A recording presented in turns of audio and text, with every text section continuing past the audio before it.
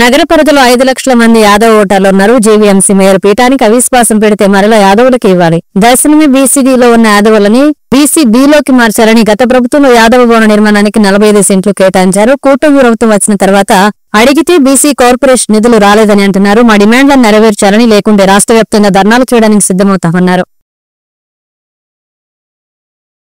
నమస్కారం, పత్రికా విలేకరులందరికీ నమస్కారం. నా పేరు ఎడ్ల వేణుగోపాలకృష్ణ, సుమన్ అంటారు సార్. నేను జిల్లా సంఘంలో 32 సంవత్సరాలుగా పనిచేస్తున్నాను. మా ముఖ్యమైన డిమాండ్ ఏంటంటే, మీ యాదవులు అత్యధిక మెజార్టీలో ఉన్నాం. మేము ఫస్ట్ ప్లేస్లో ఉన్నాం మేము. అయితే మాకు అన్యాయం జరుగుతుంది యాదవులకి. మాకు బాగానా ఏంటంటే, లాస్ట్ టైం కూడా మేము కూటమి ప్రభుత్వంకి మేము సపోర్ట్ చేసాం. మా వాళ్ళందరూ మా బోడే రామచంద్ర యాదవ్ పార్టీ తరఫున పోటీ చేసినప్పటికీ, నేను ఎమ్మెల్యేగా పోటీ చేసిన మమ్మల్ని పక్కన పెట్టి కూటమి ప్రభుత్వాన్ని మనం గెలిపించారు. ఈ కూటమి ప్రభుత్వం ఏంటంటే ఉన్న పేరు ఒకే ఒక పదవి అండి. అది ఏంటంటే, లాస్ట్ టైం ఎంత వైసీపీ ప్రభుత్వం ఒక మహిళా అధ్యక్షురాలుగా ఆవిడ ఒక 4000 మెజార్టీతో గెలిచి ఆవిడ 22 మంది కార్పొరేట్లు ఉన్నాం. అవన్నీ గుర్తించి గత ప్రభుత్వం మాకు మహిళగా మాకు మేయర్ పదవి కట్టబెట్టారు. ఆ పదవిని కొనసాగుతూ 4 ఏళ్ళు ఆవిడ నిర్విఘ్నంగా ఆవిడ కొనసాగిస్తున్నారు.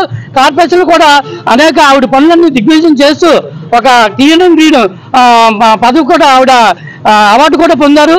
అలాగే బస్ వేలు అన్ని చాలా కార్యక్రమాలు చేశారు.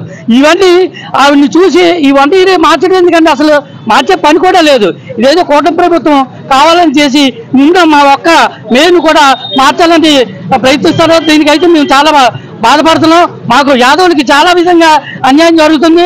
ఆ టీడీపీ ప్రభుత్వంలో కానీ 90,000 మెజార్టీతో గెలిచిన పల్లెసీని అని కూడా పక్కన పెట్టి ఒక రాష్ట్ర అధ్యక్షుడిగా పదవి బండ పదవి మోసే పదవి ఇచ్చారు. కానీ మాకైతే మినిస్టర్ పదవి కూడా లేదు. ఈ ఉన్న ఒక్క పదవిని కూడా మాకు తీసేస్తున్నారు. మేము చాలా బాధపడుతున్నాం. దీనికోసం మాకు వచ్చే ఎలక్షన్లో మేము అందరం ఆలోచించుకొని తీవ్రమైన బుద్ధి చెప్పాలని మేము అందరం నిర్ణయించుకుని రాష్ట్ర అధ్యక్షుల దాకా మేము వెళ్తామని మీ అందరికీ సవినయంగా మనవి చేసుకుంటున్నాను. కూడా మీడియా మా డిమాండ్ ఏంటంటే, విశాఖ పార్లమెంట్ పరిధిలో ఉన్నటువంటి 5 లక్షల మంది యాదవులు ఓటర్లు ఉన్నారు. అలాగే గత ప్రభుత్వంలో యాదవులకి మేయర్ కేటాయించారు.